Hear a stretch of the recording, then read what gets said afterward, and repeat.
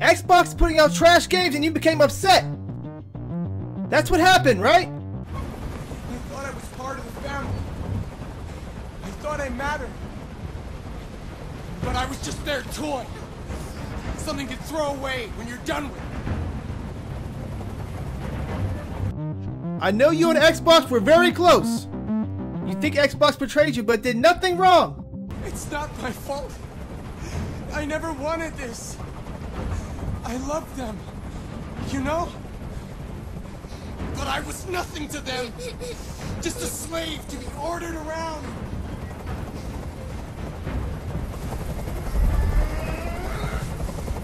I can't stand that noise anymore. Tell that helicopter to get out of here. The situation is under control. There. I did what you wanted.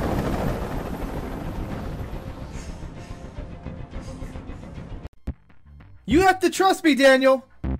Let the hostage go and I promise you, everything will be fine. Xbox will have games at E3. They won't all just be third party. You have my word. Okay. I trust you.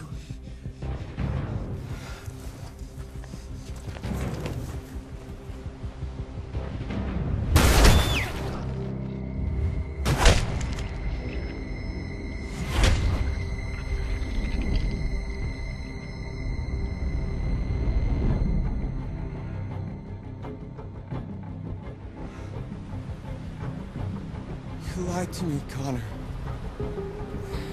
You lied to me.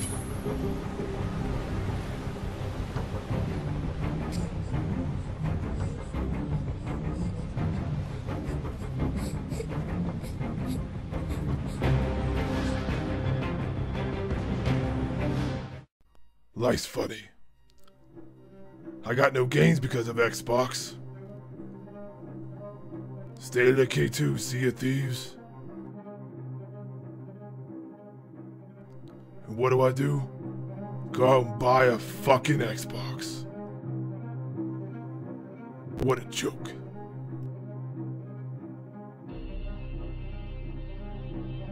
Because Xbox is so fucking wonderful. 4K Blu-rays, best version of multiplats. They ruined my fucking life.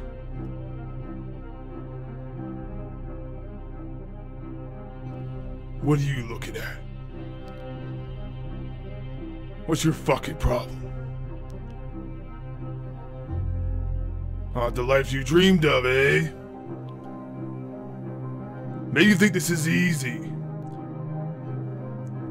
Maybe you think this is my fault we play this fucking shit console. My fault the Xbox is ripping us off. Wait till E3, Todd. Sea of Thieves is so much fun, Todd. 2 E3s and not a word. Now they got a Windows 10 racing game fucking Miami Streets! All your fault. Daddy, no! It's all your fucking fault! Need rings, Super Bowl size. I need a fine dime with some Super Bowl thighs. You say you the truth, that's a Super Bowl lie. I flex on a nigga like a super swole guy. You come into the squad and you super gon' die. I make it look easy and I super don't try. It's funny, everybody always looking up to me, but I've always been a super short guy. Bye. What is going on, guys? This is JWAGS 412, and we are here to talk about Detroit Become Human. Now, these are my thoughts about this game from Quantic Dream. Now, first and foremost, not to insult your intelligence, but in case you do not know, this game is a PS4 exclusive. It is, in fact, exclusive to the PS4 console. And just before I start really getting this thing, I just want to assure all you who are watching this now that I will spoil absolutely nothing in this kind of like review my thought kind of thing. I will give absolutely no spoilers, and I will only show footage from the very, very beginning of the game.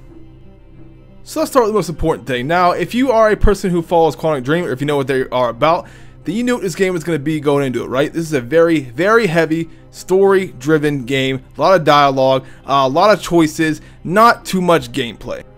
If you're not familiar with Quantic Dreams or games like Heavy Rain, you might be a little more familiar with the Telltale series, right?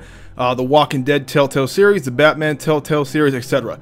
Very similar premise, you know, they give you a conversation tree and a list of choices for each little event you do, and those choices severely or dramatically impact the whole game.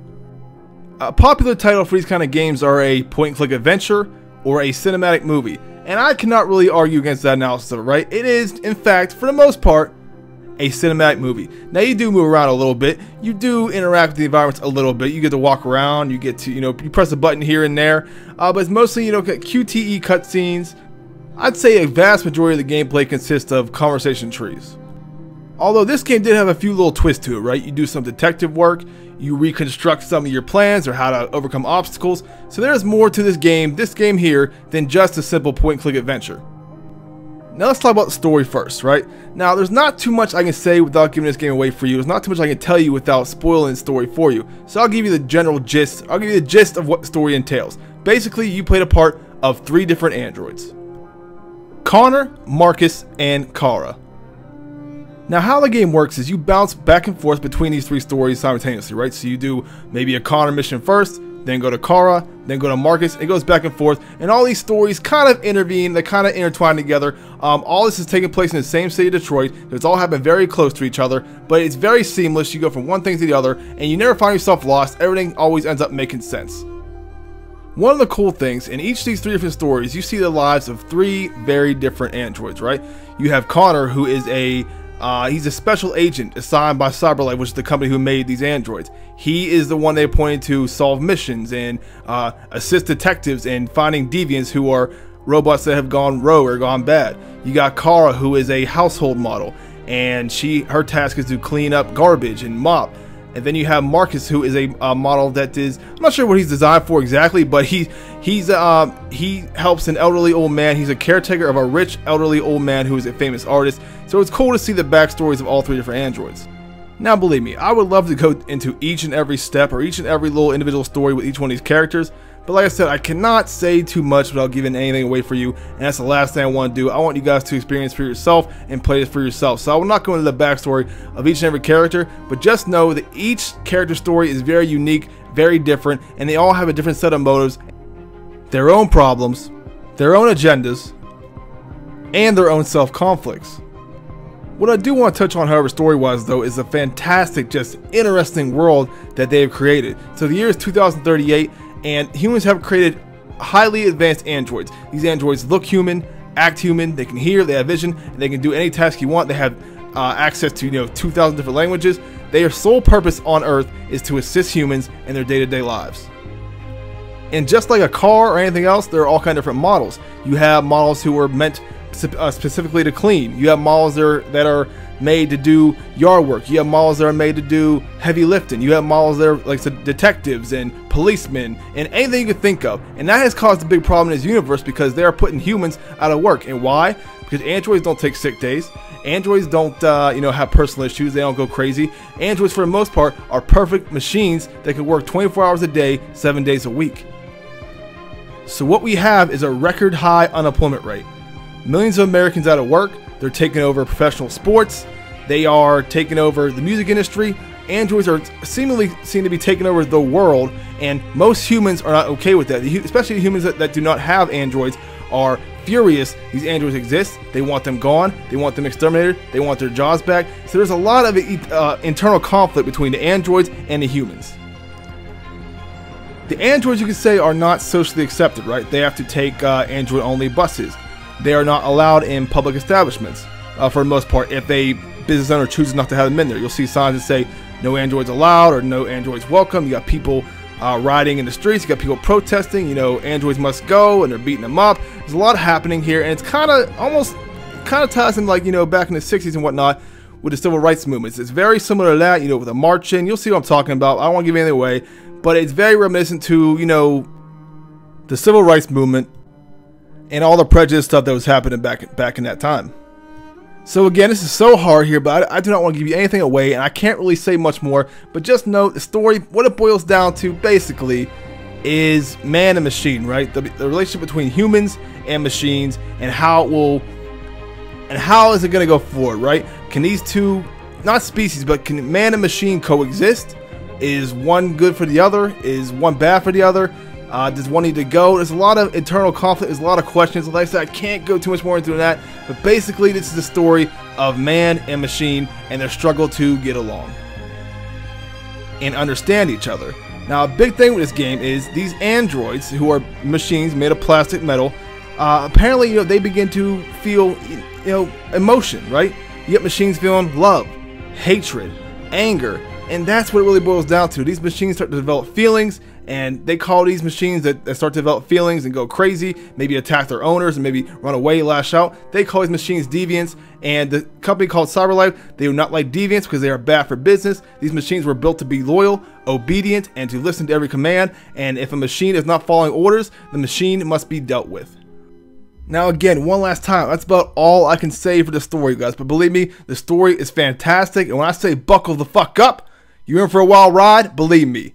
It was fantastic. I cannot wait to hear you guys' feedback for ones who have not experienced it yet. This was a fantastic, fantastic story. It had a few loopholes that I'll get into maybe in a later video if you guys want me to. It had a few not plot twists, but it had a few moments there where it didn't make sense in the world.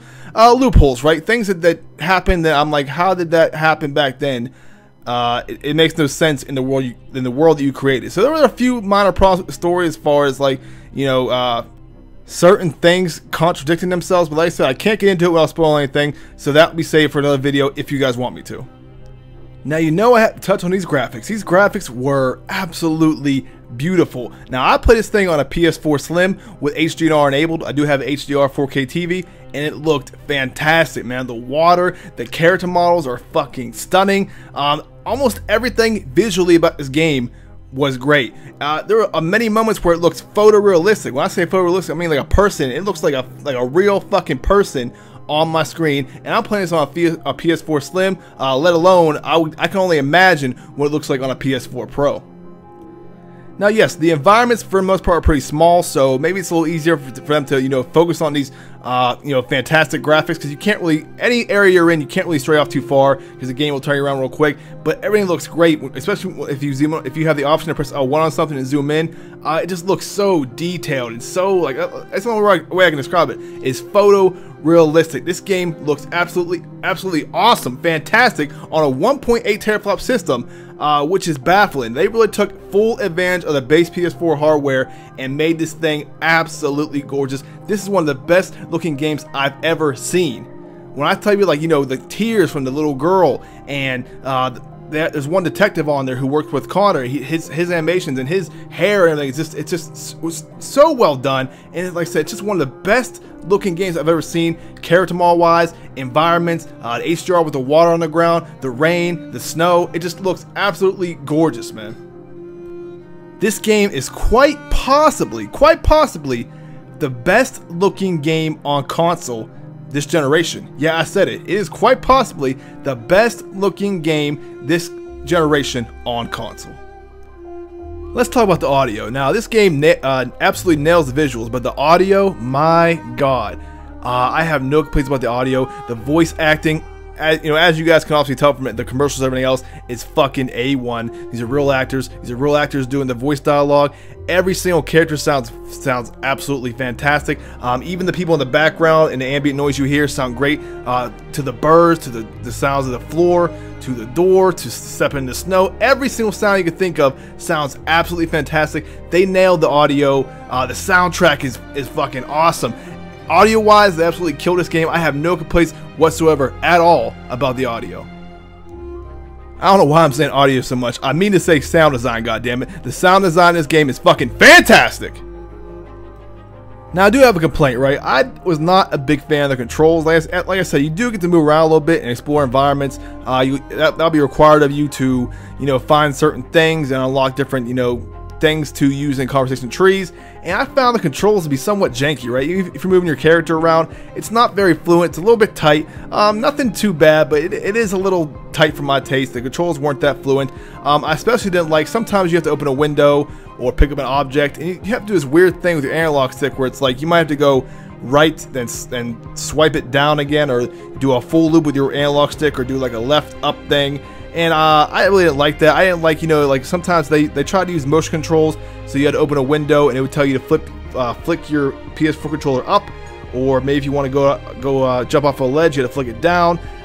Or if you wanted to pour some water, you had to tilt it to the left, tilt it to the right. I had not liked that, especially when you're in combat, like when you're doing a little QTE scene where you're fighting somebody and they throw those things at you. I thought it was a little much, and I understand maybe they tried to add a little more to it to make it a little more involved than it probably should be.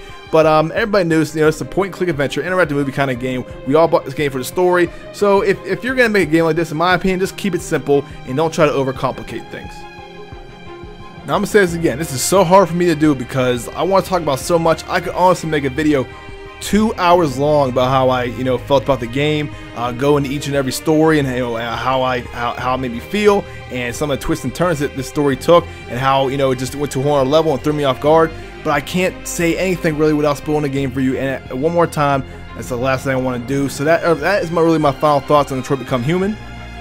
If anybody cares about my opinion on this game, or if you're looking for a recommendation, hell yes, absolutely, I 100% recommend you buy this game. If not now, at some point down the line. I don't care if you Redbox the thing. I don't care how you obtain this game. I don't care what your method is. The important thing is that people need to experience this game. They did a fantastic job. You can tell a lot of time, care, love, effort, big budget went to this game. They absolutely 100% deserve your money, and they deserve your support. This game is a story-driven game. You buy this game for a compelling story, for an intriguing story, for great dialogue. This is not a gameplay-focused game. We all know that going in. So like I said, if you are into these kind of games, these story-driven games with these dialogue trees and how your decisions affect your future and how in the environment and everything around you, you 100% absolutely love this game and you will not regret your purchase. Like I said, I played God of War on 420. I bought it the day it came out. That was a fantastic experience. I'm still playing through that game. I've still yet to platinum it. That's one of my favorite games this generation. And now a month later, we got Detroit Become Human dropping. This is one of the best experiences again of this year for me. And Sony is just dropping these things one after the other. We still have Spider-Man coming out, and we don't know what else is down the pipeline as far as possibly this year. We know it's coming down in 2019, 2020. So Sony is absolutely killing it. And I'll say one more time, this game absolutely deserves your money. Go support them. Go support Quantic Dreams. They did a fantastic job here. And one more time, 100%, I absolutely support this game. Go buy this game. You must experience this game.